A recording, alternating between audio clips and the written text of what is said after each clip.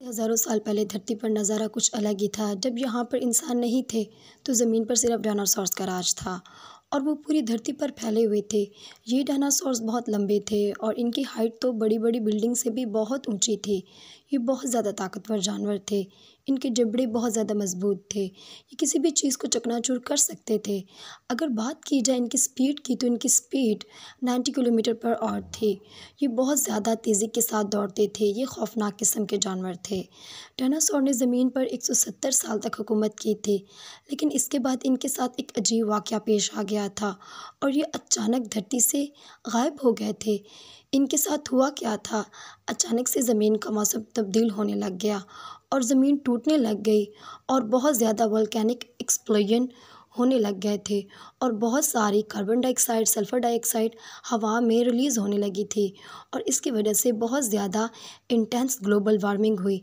जबकि carbon dioxide और sulphur dioxide हवा में गए तो इसकी वजह से सनलाइट ब्लॉक होने लगी और जब ये कार्बन डाइऑक्साइड और सल्फ़र डाइऑक्साइड दरियाओं और समंदरों के पानी में मिलने लगी तो एसिडिफिकेशन होने लगी और पानी जहरीला बन गया और क्लाइमेट बहुत तेज़ी के साथ बदलने लगा और इस वक्त जो जानवर थे उनके लिए सर्वाइव करना बहुत ज़्यादा मुश्किल था और बहुत से जानवर इस वक्त कोल्ड ब्लडेड थे तो वो इस टेम्परेचर को बर्दाश्त नहीं कर सकते थे। लेकिन इस टेम्परेचर में तो रेप्टाइल्स और कुछ और जानवर भी मर गए थे।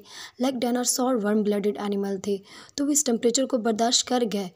ये वोल्केनो एरप्शन 60,000 साल तक जारी रही। धरती पर सिर्फ डायनासोर थे और किसी और एनिमल का कोई नामो निशान ना था जो इनसे कम्पीट कर रही हो। धरती पर सिर्फ डायनासोर थे और इनका राज था। फिर एक दिन एक वाक़या पेश आ गया। डायनासोर के साथ एक बहुत बड़ा वाक़या पेश आया। एक बहुत बड़ा एस्टेरॉयड तेज़ी के साथ आया और ज़मीन के साथ टकराया और एस्टेरॉयड की स्पीड भी बहुत ज़्यादा थी, 30 किलोमीटर पर सेकंड, और इससे निकलने वाली एनर्जी इतनी ज़्यादा थी कि इसके इर्द गिर्द पाए जाने वाले जानवर मर गए थे और एस्टेरॉयड से निकलने वाली गर्मी और इसके नज़दीक पाए वाले जानवर पक गए थे और वो इस गर्मी को बर्दाश्त नहीं कर सकते थे। तब सिर्फ छोटे छोटे जानवर ही बच पाए। वो अंडरग्राउंड चले गए या फिर पानी में चले गए जिसकी वजह से वो बच गए।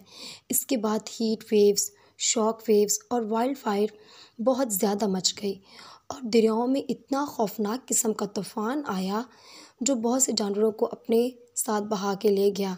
वाइल्ड फायर में, जंगली आग में बहुत से जानवर पक गए, मर गए और शॉक वेव्स और हीट वेव्स इतनी ज़्यादा थी कि जानवरों की स्किन्स जलने लग गई। वो जलने लग गए और मर गए और इसके बाद वोल्केनिक एरप्शन हुई और एसिड रेन। एसिड रेन एक बहुत ही ख़तरनाक किस्म की बारिश होती है जिसमें सल्फ़र डाइऑक्साइड और कार्बन डाइऑक्साइड मिलती है और जब ये जानवरों की जिस्मों पर गिरी तो उनके जिस्म गलने लग गए और इसके बाद ज़लज़ले आने लग गए और ज़लज़लों की वजह से बहुत से जानवर ज़मीन के नीचे दब गए। आज भी हम देखते हैं कि ज़मीन के नीचे से हमें डायनासोर्स के कुछ ढांचे मिलते हैं जिससे ये प्रूव होता है कि डायनासोर बहुत पहले थे, लेकिन ज़लज़लों की वजह से ज़मीन फटी तो वो उसमें मर गए और इसकी वजह से धरती पर बहुत ज़्यादा डस्ट रहती थी और इसकी वजह से सनलाइट ब्लॉक हो जाती थी और सूरज की रोशनी ज़मीन पर पहुंच नहीं पाती थी। इससे अर्थ का मौसम बहुत ज़्यादा तब्दील होने लग गया। इस अर्थ के मौसम के तब्दील होने से और टेम्परेचर फ्रीजिंग टेम्परेचर तक पहुंच गया और जो जानवर ज़मीन पर रहते थे वो जमने लगे और ऐसे जमे कि दोबारा कभी पिघल ही ना सके। जमे हुए जानवर जो थे वो मर गए। जानवरों के मरने के साथ जो प्लांट थे वो भी मरने लग गए क्योंकि फ्रीजिंग टेम्परेचर पर ये था कि सूरज की कोई रोशनी नहीं पहुंच रही थी ज़मीन पर और दरख्त जो थे वो खुराक नहीं बना रहे थे। ना जानवरों को दरख्त मिल रहे थे और ना ही खुराक मिल रही थी। जानवर मरने लग गए और दरख्तों के साथ साथ जानवर भी ख़त्म हो गए तो पूरी की पूरी ज़मीन जो थी वो बंजर हो गई और एक सहरा में तब्दील हो गई। ये थी वीडियो जिसमें हमने डायनासोर के ख़ात्मे के बारे में आप लोगों को बताया।